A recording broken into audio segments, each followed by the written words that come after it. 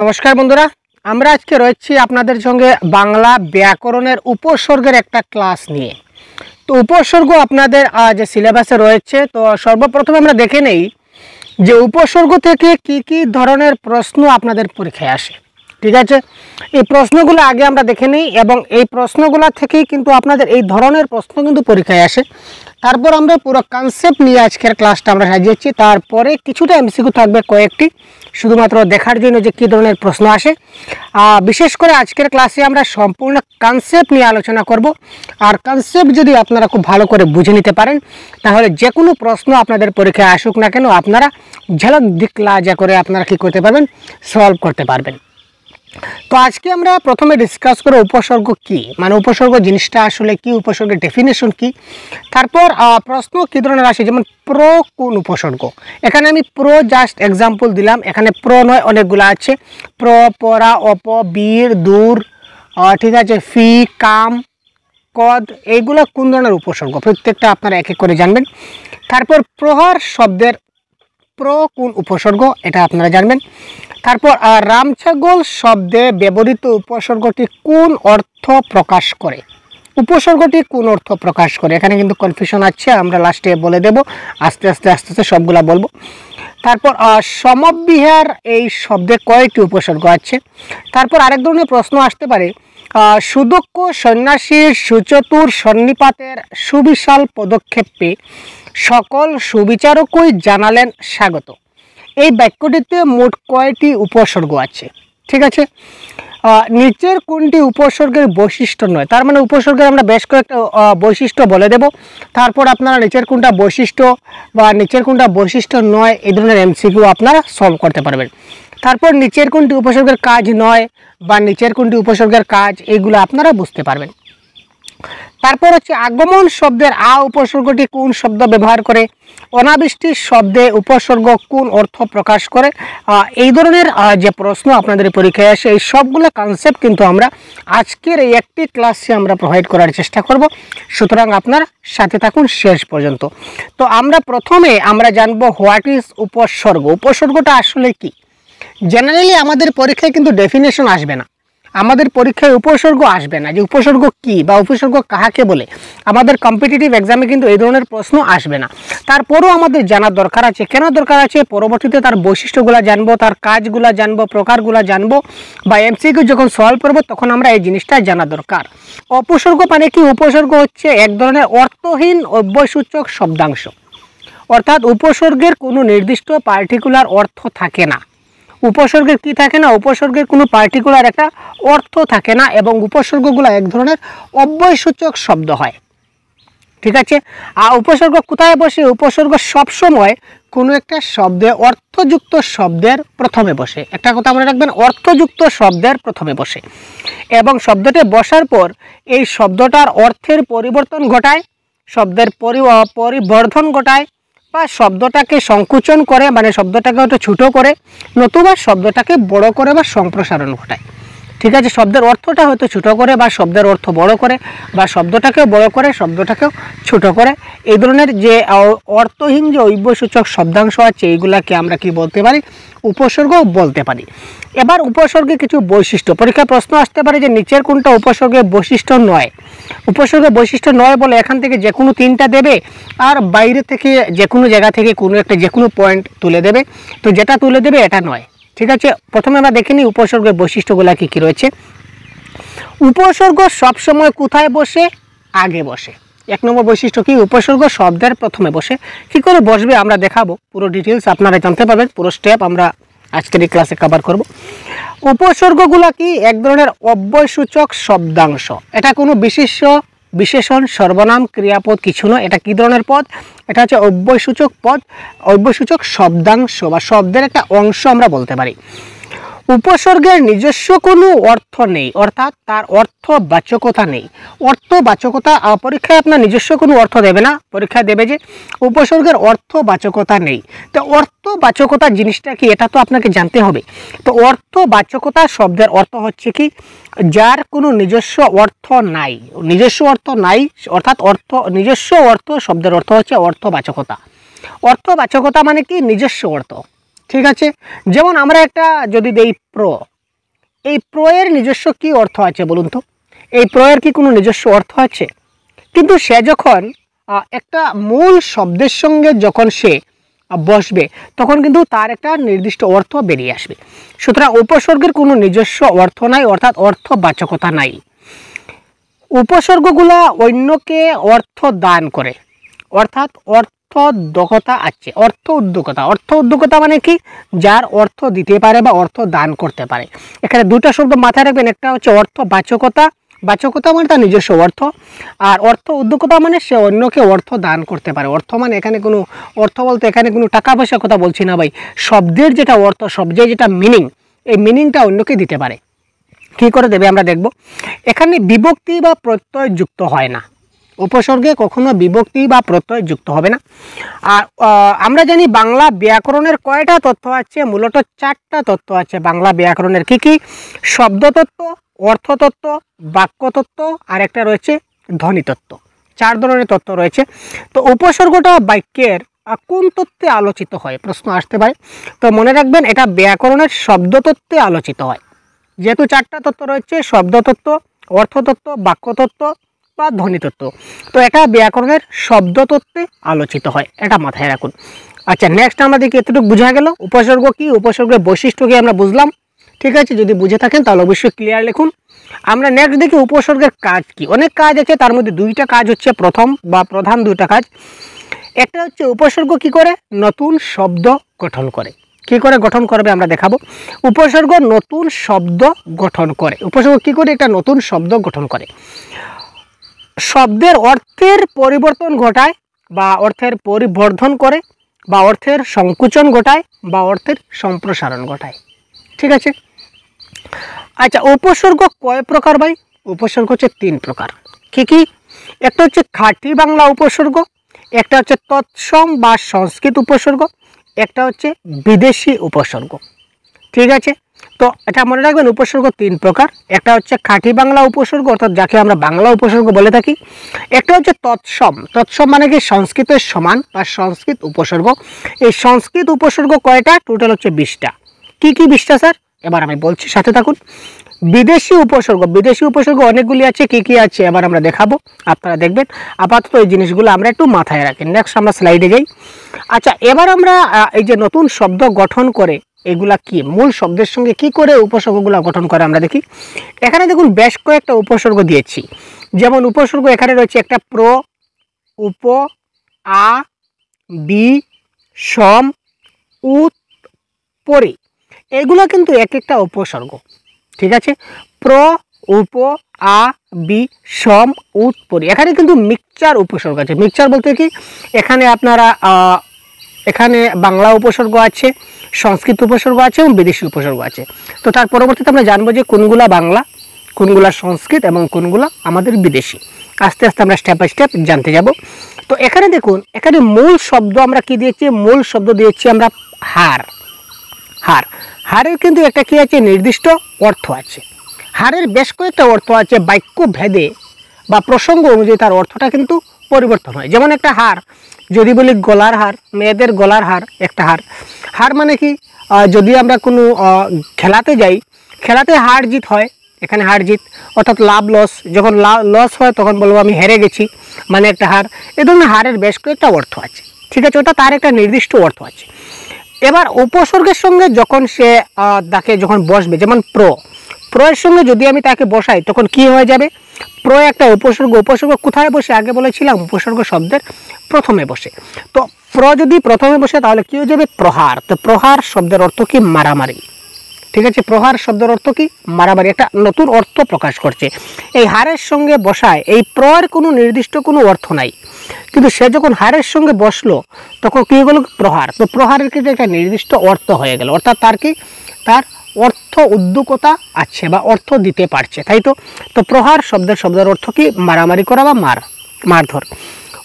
উপ একটা উপসর্গ যদি মূল শব্দ হারের সঙ্গে বসাই তখন কি হয়ে গেল? উপহার। তো উপহার মানে বুঝতে পারছি তো উপহার দেওয়া। আ একটা উপসর্গ যদি হারের সঙ্গে বসাই তার অর্থ কি দাঁড়াবে? আহার। কি দাঁড়ালো ভাই? আহার। আহার মানে কি? খাওয়া দাওয়া, আমরা জানি। এবার বি একটা উপসর্গ, যদি হারের সঙ্গে বসাই তাহলে কি হলো বিহার। তো বিহারের বাংলা শব্দের অর্থ কি দাঁড়াচ্ছে? বিহার মানে ভ্রমণ করা। সমের সঙ্গে যদি হার করি তাহলে কি দাঁড়াবে? সংহার। তো সংহার মানে কি? হত্যা। সংহার মানে কি? হত্যা। তারপর উতের সঙ্গে একটা উপসর্গ, তার সঙ্গে যদি আমরা হারটা মূল শব্দ যদি আমরা অ্যাড করি তাহলে কি হয়ে যাবে? উদ্ধার। উদ্ধার মানে কি? রক্ষা করা। তারপর উপসর্গ হচ্ছে কি? পরি। তো পরি উপসর্গের সঙ্গে যদি মূল শব্দ আমরা হার প্লাস করি তাহলে কি হলো? পরিহার।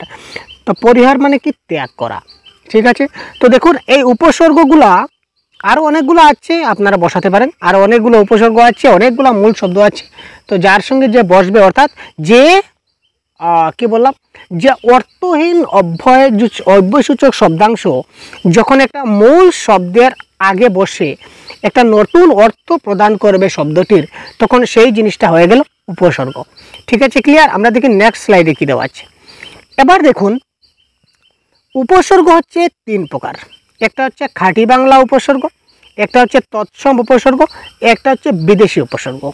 তো এইগুলো কিন্তু আপনাদের একটু এটিএম পদ্ধতি মনে রাখতে হবে। এটিএম মানে কি? একটানা মুখস্থ। এটিএম পদ্ধতি মানে একটানা মুখস্থ। এছাড়া যদি আপনারা অন্য কোনোভাবে মনে রাখতে পারেন তো ভেরি গুড বাই। তো আপনারা একটা ট্রিক দেখে নেবেন, এই ধরনের ট্রিক ঠিক আমি বুঝতে পারছি না কী হবে। তো এখানে দেখুন খাঁটি বাংলা উপসর্গ কয়টা? 21টা। খাঁটি বাংলা, এখানে কিন্তু খেলা আছে, খেলাটা একদম একটা টুইস্ট আছে, টুইস্টটা আমরা দেখব। এখানে বাংলা উপসর্গ হচ্ছে 21টা। কি কি? ও, অঘা, অজ, অনা, আ, আর, আন, আব, ইতি, উন, কদ, কুনি, পাতি, বি, ভর, রাম, শো, সা, সু, হা। এই সবগুলা হচ্ছে কি? বাংলা উপসর্গ। বাংলা উপসর্গ কয়টা? 21টা। কি কি? আবার আমরা পড়ছি দেখুন, ও, অঘা, অজ, অনা, আ, আর, আন, আব, ইতি, উন, কদ, কুনি, পাতি, বি, ভর, রাম, শো, সা, সু, হা। এইগুলো হচ্ছে বাংলা উপসর্গ। এখানে 21টা আছে, আপনারা দেখতে পাবেন। তারপর দেখো সংস্কৃত উপসর্গ। সংস্কৃত উপসর্গ কয়টা? 20টা। কি কি ভাই? প্র, পরা, অপসমনি, অনু, অব, নির্দু, বি, অদি, সু, উৎ, পরি, প্রতি, অতি, অভি, অপি, উপ, আ। এই টোটাল সংস্কৃত উপসর্গ হচ্ছে 20টা। আর সংস্কৃত উপসর্গকে আমরা বলতে পারি এটা কি? এটা হচ্ছে এক ধরনের তৎসম উপসর্গ। তৎসম উপসর্গ, তাই তো? আচ্ছা, এবার আমরা দেখি এখানে একটা জিনিস, মজার জিনিস আপনারা লক্ষ্য করুন। এখানে একটা জিনিস আমি দেখাচ্ছি আগে। এই দেখুন, এই যে আশু বিনি, এই যে আশু বিনি, এবার আশু বিনি, এবার এখানে আমরা একটু দেখি। এই দেখুন এখানেও কোথায় রয়েছে? এখানেও আ আছে, আবার এখানেও কিন্তু আ থাকবে। এই দেখুন আ, তারপর সু, এখানেও সু আছে, আর এখানেও সু থাকবে, এখানেও সু। আশু বি, বি কোথায় ভাই? আশু, এখানে বি আছে, আবার এখানেও বি থাকবে। এই দেখুন আশু বি। তারপর নি, নি বলতে এখানেও নি, এখানেও নি। তো আশু বিনি, এই যে 4টা উপসর্গ, কি কি? এখানে একটু কনফিউশন থাকবে, কনফিউশনগুলো আমরা ক্লিয়ার করব। আশু বিনি, ঠিক আছে। তো জেনারেলি যদি আপনাদের প্রশ্ন আসে যে আ যেটা উপসর্গ, এটা কী ধরনের উপসর্গ? তো এটা তো আপনার বাংলাতেও আছে, আবার সংস্কৃতেও আছে। তার মানে প্রশ্ন আনসার কোনটা হবে? আনসার হবে বাংলাও সংস্কৃত, অর্থাৎ উপরের 2টা বা উভয়। আনসারটা হবে উপরের 2টা বা উভয়। একটা উপসর্গ আ, সু, বি, আর একটা হচ্ছে নি, আশু বিনি। এই 4টা উপসর্গ কিন্তু আপনার খাঁটি বাংলা উপসর্গের মধ্যে পড়ছে, আবার তৎসম এবং সংস্কৃত উপসর্গের মধ্যে পড়ছে। ডাইরেক্ট যদি পরীক্ষায় প্রশ্ন আসে যে সু যেটা উপসর্গ সেটা খাঁটি বাংলা উপসর্গ, না তৎসম উপসর্গ, না বিদেশি উপসর্গ, না উপরের 2টা, তার মানে কারেক্ট আনসার হবে এখানে উপরের 2টা। অর্থাৎ এই 4টা হচ্ছে উপরে খাঁটি বাংলার মধ্যে পড়ছে, আবার তৎসমের মধ্যে পড়ছে। আশা করি বুঝাতে পেরেছি। এবার যদি প্রশ্ন আসে সুবিশাল, সুবিশাল, তো সুবিশাল বা সুবিনয়, আমরা যে কোনো একটা লিখতে পারি, সুবিনয়। এই যে সুবিনয় শব্দটা, এই সুবিনয় শব্দটা খাঁটি বাংলা উপসর্গ হবে না তৎসম সংস্কৃত উপসর্গ হবে? এখানে সু যদি ডাইরেক্ট যদি বলে সু উপসর্গ কোনটা, একদম ক্লিয়ার, সু উপসর্গ কোনটা এই জিনিসটা বুঝবেন। যদি বলে সু, সু উপসর্গ কোনটা, এটা খাঁটি বাংলা উপসর্গ, আবার তৎসম উপসর্গ। আবার যদি বলে একটা শব্দ দিয়ে যদি বলে যে সুবিনয়, সুবিনয়ের যে সু উপসর্গটা আছে এটা কোন উপসর্গ, এটা কিন্তু দুটো হবে না, যে কোনো একটা হবে। কোনটা হবে? যে কোনো একটা। আমাদের মন মতো দিয়ে দেবো, আমার যেটা ইচ্ছা ওটা দিয়ে দেবো না ভাই, এটারও কিন্তু ট্রিক আছে, জানতে হবে। ঠিক আছে, তো সুবিনয়, সুবিনয় শব্দটা সেটা খাঁটি বাংলা উপসর্গ হবে না তৎসম শব্দ হবে? অর্থাৎ এই যে সু, সু উপসর্গটা প্রথমে আমরা একটু আগলে নেব, আমরা একটু আলাদা করে নিলাম। এখানে কোন শব্দটা হচ্ছে বিনয়। তো বিনয় শব্দটা কি ধরনের শব্দ? বাংলা শব্দ না বা সংস্কৃত শব্দ বা তৎসম শব্দ? এবার এই যে সুয়ের সঙ্গে কি সুবিনয়, আমি আবার লিখছি সুবিনয়, সুটা আমরা আলাদা করে দিলাম, রয়ে গেল বিনয়। এই বিনয় শব্দটা যদি বাংলা শব্দ হয় তাহলে এই সুটা হবে সুবিনয়ের, সুটা হবে খাঁটি বাংলা উপসর্গ। আর এই বিনয়টা যদি আমাদের তৎসম শব্দ হয় তখন এই সুবিনয়টা হয়ে যাবে তৎসম উপসর্গ। স্যার এবার বড় প্রশ্ন মাথায় এলো, এই তো আপনি সমস্যায় ফেলে দিলেন। এবার এই যে বিনয় শব্দটা, বিনয় শব্দটা সংস্কৃত শব্দ না বাংলা শব্দ? এটা তৎসম না বাংলা, আমি কি করে বুঝবো? আমি তো নিজেই জানি না। আচ্ছা সু তো বুঝলাম, এটা যদি বিনয় অর্থাৎ সুয়ের সঙ্গে যে জিনিসটা থাকবে, যে শব্দটা থাকবে বাক্যাংশ, পরবর্তী বাক্যের অংশ যে এই শব্দটা থাকবে, এই শব্দটা যা হবে তার উপসর্গটাও সেম হবে। কিন্তু এবার কথা হচ্ছে বিনয়টা তৎসম হবে না বাংলা হবে, আমি জানি না। ঠিক আছে, তার জন্য দুইটা পদ্ধতি আছে। একটা পদ্ধতি হলো কি, একটা পদ্ধতি হলো এই যে বিনয়, বিনয় শব্দটা সংস্কৃত শব্দ অর্থাৎ তৎসম, সংস্কৃত বলতে তৎসম, এটা তৎসম শব্দ নাকি বাংলা শব্দ, এটা জানার দুটো পদ্ধতি আছে। একটা হচ্ছে আমি কিছুদিন আগে একটা ক্লাস প্রোভাইড করেছি যে তৎসম শব্দ চেনার উপায় কি, মাত্র 5 মিনিটের একটা ক্লাস আছে, তৎসম, তদ্ভব এবং অর্ধতৎসম শব্দ চেনার উপায় কি। আমি এই ভিডিওর ডেসক্রিপশনে, এবারে ডিসকাস করছি না, ক্লাসটা লম্বা হয়ে যাবে, আমি এই ভিডিওর ডেসক্রিপশনে আমি একটা লিঙ্ক দিয়ে দেব, যে অর্থাৎ তৎসম শব্দ চেনার উপায় কি। তো এই ভিডিওটা আপনারা কাইন্ডলি এই ক্লাস পরে দেখে নেবেন, দেখার সঙ্গে সঙ্গে আপনারা কোন শব্দটা তৎসম শব্দ, তৎসম শব্দ যদি চিনে যান তাহলে তৎসমগুলো আলাদা করে নিলেন, আর যেগুলো তৎসম হবে না এগুলো তো বাংলা হবে। ক্লিয়ার? যেগুলো তৎসম হবে তো তৎসম, আর যেগুলো তৎসম হবে না সবগুলা কি হবে? বাংলা হবে। ভেরি সিম্পল এখানে উপসর্গের ক্ষেত্রে। আর 2 নম্বর মেথড, 1 নম্বর মেথড আমি বললাম যে ভিডিও ডেসক্রিপশনে লিঙ্ক থাকবে, তৎসম শব্দ চেনার উপায় কি। তো এইভাবে আপনারা তৎসম শব্দ চিনে নিতে পারেন, তাহলে কোনটা বাংলা উপসর্গ কোনটা তৎসম উপসর্গ আপনারা বের করতে পারবেন। সু, এই যে কি কি চারটা ছিল, কি কোনটা ছিল ভাই? সু, আ, নি, বি। ঠিক আছে, সু, আ, নি, বি, এই চারটা উপসর্গ ক্ষেত্রে সমস্যা দেখা দেবে। ঠিক আছে, তো এই সমস্যার সমাধান 1 নম্বর উপায় বলে দিলাম। আর 2 নম্বর উপায় এবার আমি বলছি আপনাদের, এবার একটু সাথে থাকুন। আচ্ছা, তো তার আগে আমরা প্রথমে দেখেছিলাম কি, দেখেছিলাম যে খাঁটি বাংলা উপসর্গ কয়টা, 21টা, কি আমরা এখানে পেলাম। তৎসম বা সংস্কৃত উপসর্গ কয়টা, 20টা উপসর্গ, আমরা এখানে 20টা পেলাম। এগুলো একটা স্ক্রিনশট করে রেখে দিন, কপিতে নোট ডাউন করবেন। ঠিক আছে, একটু প্র্যাকটিস করবেন, মনে রাখার চেষ্টা করবেন, মনে থেকে যাবে। ক্লিয়ার? এবার আমরা চলবো বিদেশি উপসর্গ। তো বিদেশি উপসর্গের মধ্যে কী কী রয়েছে দেখুন। ফার্সি উপসর্গ, ফার্সি উপসর্গ কয়টা? 10টা। ফার্সি উপসর্গ কয়টা? 10টা। কি? নিম, ফি, বে, দর, কার, বদ, না, কম, বর, ব। ঠিক আছে, নেমফি, বেদর, কার, বদনা, কম ভরবে। ঠিক আছে, এখানে একটা ট্রিক আপনারা লক্ষ্য করতে পারেন যে নিমফি বেদর একজন ব্যক্তির নাম, তো সে কী করছে? বদনা ভরছে, সবার বদনা ভরছে, কিন্তু তাকে বলা হচ্ছে তুমি একজনের বদনা কম ভরো। ঠিক আছে ভাই, তো নেমফি বেদর কার বদনা কম ভরবে। ঠিক আছে, তো এখানে বেটাকে আমরা ব করে দিলাম। ঠিক আছে, একটু মনে রাখবেন যে নিমফি বেদর কার বদনা কম ভরবো। ঠিক আছে, এটা ট্রিক। তো এই ট্রিকটা মাথায় রাখলে আপনার ফার্সি উপসর্গের 10টা হয়ে গেল। আরবি উপসর্গ হচ্ছে 6টা, প্রধানত কি? আম, খাস, লা, বাজে, গড়, খয়ের। এবার প্রশ্ন আসতে পারে যে আম একটা উপসর্গ, এটা কী ধরনের উপসর্গ? খাস একটা উপসর্গ, কী ধরনের উপসর্গ? এটা আরবি উপসর্গ বা বিদেশি উপসর্গ। যদি আপনার প্রশ্নে থাকে এটা বিদেশি, তখন বিদেশি দেবেন। আর যদি অপশনে যদি ক্লিয়ার লিখে দেয় যে খাস এটা কী ধরনের উপসর্গ, ফার্সি, আরবি, ইংরেজি না উর্দু, তখন হবে আরবি। আর প্রশ্ন যদি দেওয়া থাকে যে খাস এটা কী ধরনের উপসর্গ, যদি অপশনে থাকে বাংলা, খাঁটি বাংলা, তৎসম, বিদেশি না কোনোটি নয়, তাহলে এটা হবে কি, এটা হবে বিদেশি উপসর্গ। ঠিক আছে, ক্লিয়ার। এবার ইংরেজি উপসর্গ যে চারটা কী কী দেখি। হেড, আমরা বলি না হেডমাস্টার, হেডটা কিন্তু ইংরেজি শব্দ। সাপ, বাবু সাপ, ঠিক আছে, বা সাব ইন্সপেক্টর, এগুলো ইংরেজি উপসর্গ।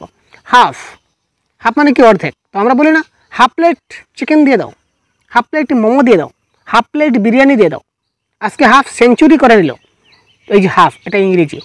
ফুল, by full shot, full shot, আজ আমি ফুল মার্কস করব, ঠিক আছে, এই যে ফুল, ফুলটা হচ্ছে ইংরেজি। তো এই হেড, সাব, হাফ, ফুল, এটা হচ্ছে ইংরেজি উপসর্গ। আর উর্দু উপসর্গ বা হিন্দি উপসর্গ আছে মাত্র একটা, যেটা বলা হয় হর, ঠিক আছে।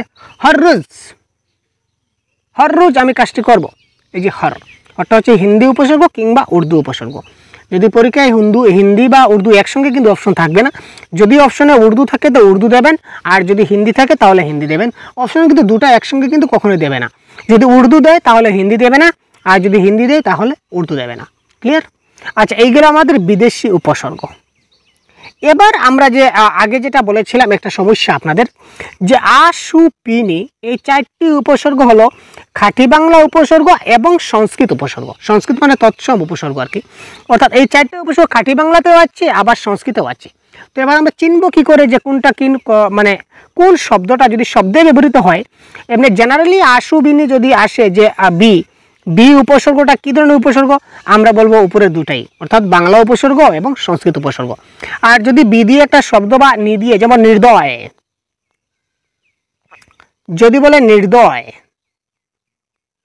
নির্দয়টা কোন উপসর্গ, এটা কিন্তু দুটো হবে না, এটা যে কোনো একটা হবে। তার ট্রিক 1 নম্বর বলেছি যে আপনারা শব্দ দেখে তৎসম শব্দটা বের করার উপায়টা আপনারা জানবেন। আর নতুবা দেখুন বাংলা ব্যাকরণ বইতে আমরা পেয়েছি কি আশু বি নি দিয়ে টোটাল বাংলায় উদাহরণ দেওয়া আছে 21টা। আশু বি নি দিয়ে বাংলা উপসর্গে গঠিত আশু বি নি ব্যবহার করে বাংলা এই উপসর্গ যুক্ত বাংলা শব্দ দেওয়া আছে 21টা। আর আশু বিনি দিয়ে সংস্কৃত উদাহরণ দেওয়া আছে 49টা। ক্লিয়ার? আশু বিনি এইগুলো উপসর্গ প্লাস করে বাংলা খাঁটি বাংলা উপসর্গ দিয়ে টোটাল 21টা শব্দ আছে, আর সংস্কৃত দিয়ে কয়টা আছে 49টা দিয়ে। তো আমরা যদি আশু বিনি দিয়ে যে 21টা শব্দ যদি আমরা জেনে যাই যে কোন 21টা শব্দ বাংলা উপসর্গ যদি আমরা জানি, তাহলে এর বাদবাকি যত শব্দ হবে আশু বিনি দিয়ে সবগুলা কিন্তু সংস্কৃত বা তৎসম হবে। ক্লিয়ার? আমি আবার বলছি, আশু বিনি দিয়ে আমাদের বাংলা আছে 21টা শব্দ আশু বিনি দিয়ে। তো এই আশু বিনি দিয়ে যদি আমরা 21টা বাংলা উদাহরণগুলো যদি আমরা শিখে নেই বা জেনে যাই যে এই 21টা হচ্ছে বাংলা উপসর্গ, ঠিক আছে। আর 21টা যদি আমি শব্দ পরীক্ষার হলে এমন একটা শব্দ পেলাম যে শব্দটা যদি আমার 21টার মধ্যে থাকে তখন সেটা খাঁটি বাংলা উপসর্গ, আর যদি 21টার মধ্যে থাকে না, 21টার যদি বাইরে থাকে তাহলে সেটা হবে সংস্কৃত উপসর্গ। যেটা কম এটা আমরা শিখি, 49টা কেন শিখবো, যেটা কম এটা আমরা জেনে যাই, তাই তো। এবার আমি 21টা আপনার দেখাতে চলেছি, আপনারা একটু দেখুন। বাংলায় সু উপসর্গ যুগে গঠিত কয়েকটা শব্দ, বাংলায় যে আশু বিনি 4টা রয়েছে, তো প্রথম আমরা সু দিয়ে দেখে নেব। সু দিয়ে কয়েকটা শব্দ, একটা গল্প আপনাদের স্টোরি বলি। সুমনা এবং সুমন দুজন, আমরা কি বলবো, বলতে পারি একটা সিনেমার নায়ক এবং নায়িকা, ঠিক আছে। সুমন এবং সুমনা একজন নায়ক এবং নায়িকা। তো ডায়লগটা হচ্ছে এই ধরনের, সুমনা সুমনের প্রতি সুনজর দেওয়ার সুখবর শুনে সুমন সুদিন দেখে সুকাজ সেরে সুনামের আশা করলো। ঠিক আছে, ডায়লগটা এই ধরনের দেখুন। সুমনা একজন হিরোইন বা আমরা কি বলতে পারি নায়িকা, আবার হিরোকে সুমন। তো নায়িকা কি করছে দেখুন, সুমনা সুমনের প্রতি সুনজর দেওয়ার সুখবর শুনে সুমন সুদিন দেখে সুকাজ সেরে সুনামের আশা করলো। ঠিক আছে, এই লাইনটা যদি একটু যদি মাথায় রাখুন তাহলে কিন্তু সু দিয়ে আমরা বাংলায় সু দিয়ে কী কী রয়েছে আমরা দেখি। এখানে দেখুন আমরা কী পেলাম, সুনজর, সুখবর, সুদিন, সুকাজ, সুনাম। এই যে 5টা, এই 5টা হচ্ছে আমাদের বাংলা সুদিয়ে উপসর্গ। এই 5টা ছাড়া যদি সুদিয়ে অন্য কিছু থাকে, যেমন কি থাকতে পারে, শুকলা, ধরে নিন শুকলা, এই শুকলা আমার এর মধ্যে আছে, 5টার মধ্যে আছে না, তার মানে এটা খাঁটি বাংলা নয়, এটা হচ্ছে সংস্কৃত, শুকলাটা হচ্ছে সংস্কৃত। ঠিক আছে, বোঝা গেল। এবার নি দিয়ে যদি আমরা দেখি, তো নি দিয়ে গঠিত কয়েকটা শব্দ, নির্দয় নামের নীলাজ লোকটি নিরেট প্লেটে নিখুঁতভাবে খেয়ে নিভাজ পেটে নিকুজ হলো। এখানে দেখুন, এখানে নি উপসর্গে কয়েকটা শব্দ রয়েছে, একটা হচ্ছে নিদয়, একটা হচ্ছে নীলাজ, নিরেট, নিখুঁত, নিভাজ এবং নিখুঁজ।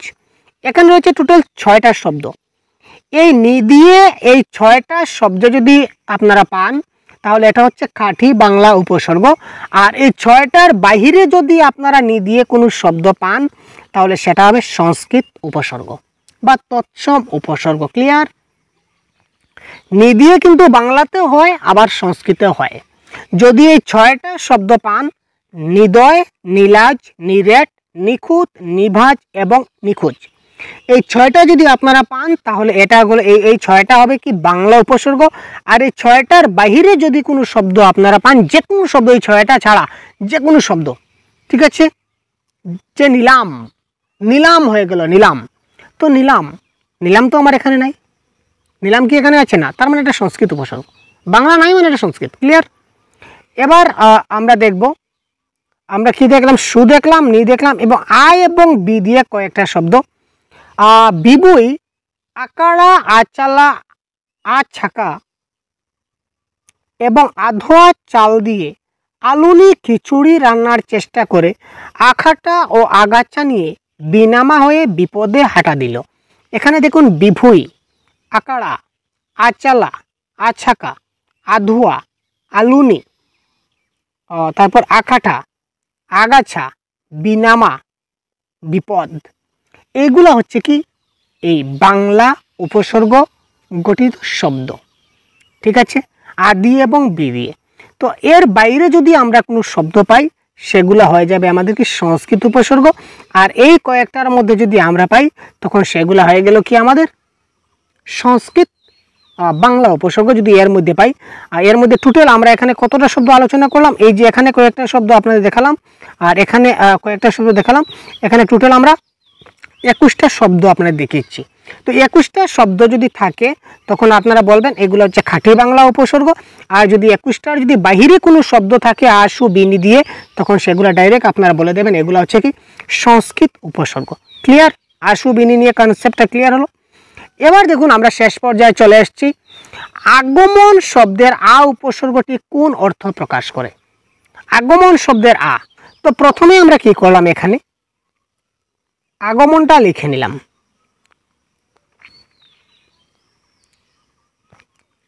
অনেকেই এটা আনসার করবে আশা, অপশনে থাকবে কিন্তু আশা।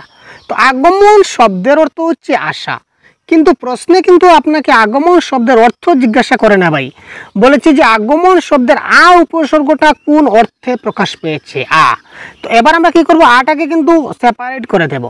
তো গমন, গমন মানে কি, গমন মানে হচ্ছে যাওয়া, গমন মানে কি হচ্ছে যাওয়া, গমন মানে যাচ্ছি। আর এবার আ যদি প্লাস করি, তাহলে আগমন, আগমন মানে কি আসা, মানে আসলাম, এদিকে আমরা যাচ্ছি, ওইদিকে কি করছি, আসছি। ক্লিয়ার? বুঝবেন? প্রথমে কি করলাম, আগমনের আটা অর্থাৎ যে উপসর্গটা আছে, উপসর্গটাকে আমরা কি করলাম, আলাদা করলাম।